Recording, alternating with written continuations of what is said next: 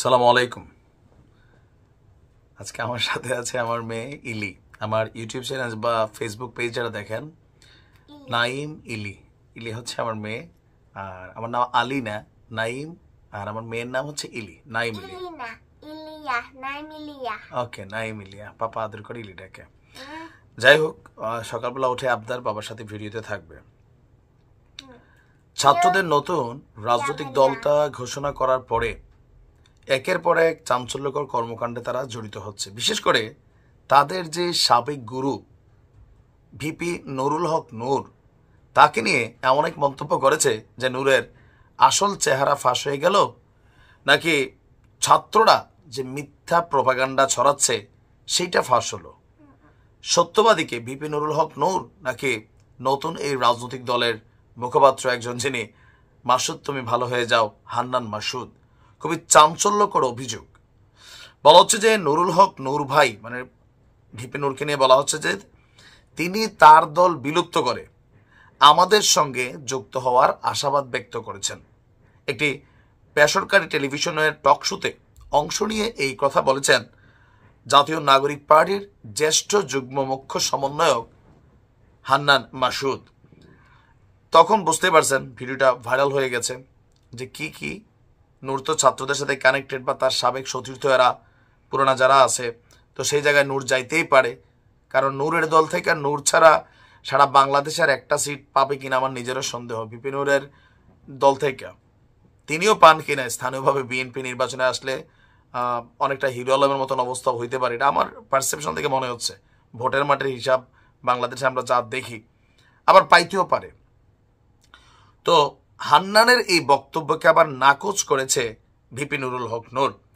তিনি বলছেন যে তিনি জাতীয় নাগরিক পার্টিতে যোগ দিতে চাননি, বরং জাতীয় নাগরিক পার্টির নেতাদের তিনি গণ অধিকার পরিষদে যোগ দেওয়ার আহ্বান জানিয়েছিলেন। গত একটা টকশোতে ছাত্ররা বলছে যে নুরুল হক নূর ভাই তার নিজের দল বিলুপ্ত করে আমাদের সাথে যুক্ত হওয়ার আশাবাদ ব্যক্ত করেছেন। আমরা বলছি, অবশ্যই আদর্শিকভাবে অনেক দিন থেকে আমাদের মিল আছে, কিন্তু প্রাথমিকভাবে কোনো একটা দল বিলুপ্ত করে আনতে চাইছি না। অনেক ধরনের সমালোচনা হতে পারে, ভবিষ্যতে আমরা একসঙ্গে এক উদ্দেশ্যকে কেন্দ্র করে মুভ দিতে পারি।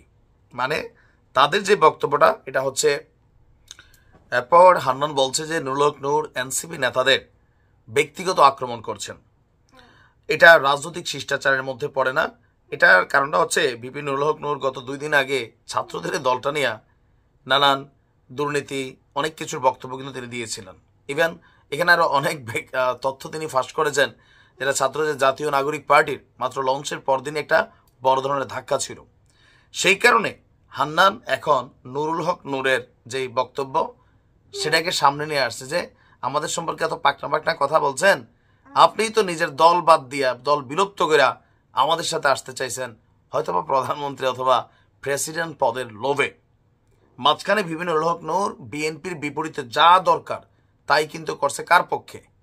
জাতীয় নাগরিক পার্টির পক্ষে। কিন্তু যখন জাতীয় নাগরিক পার্টির কমিটি গঠন হলো, সেখানে নূর কোনো লিস্টেই নাই। আর জাতীয় নাগরিক পার্টি নূরের দলকে একাত্রিত করতেও চায় নাই। সেখান থেকে ভিপি নুরুল হক নূর তিনি সম্ভবত খেপছেন। এরপরে হঠাৎ করে দলটার বিরুদ্ধে তার অবস্থান, নূরের এটা কিন্তু বাস্তব, এই দলটার বিরুদ্ধে হঠাৎ করে অবস্থান কখন নিয়েছে? যখন জাতীয় নাগরিক পার্টির টিমটা তৈরি হয়েছে। ইভেন ওই দাওয়াতেও কিন্তু নুরুল হক নূর অংশগ্রহণ করে নাই। তার নাকি এমন এক প্রোগ্রাম ছিল যেটার কারণে যে আপনার সেই প্রোগ্রামে সে যাওয়ার সময় পায় নাই, এটা আবার পরের দিন গণমাধ্যমে বলছে। এখন আপনার কি মনে হয় যে সত্যবাদীকে হান্নান মাসুদ নাকি ভিপি নুরুল হক নূর?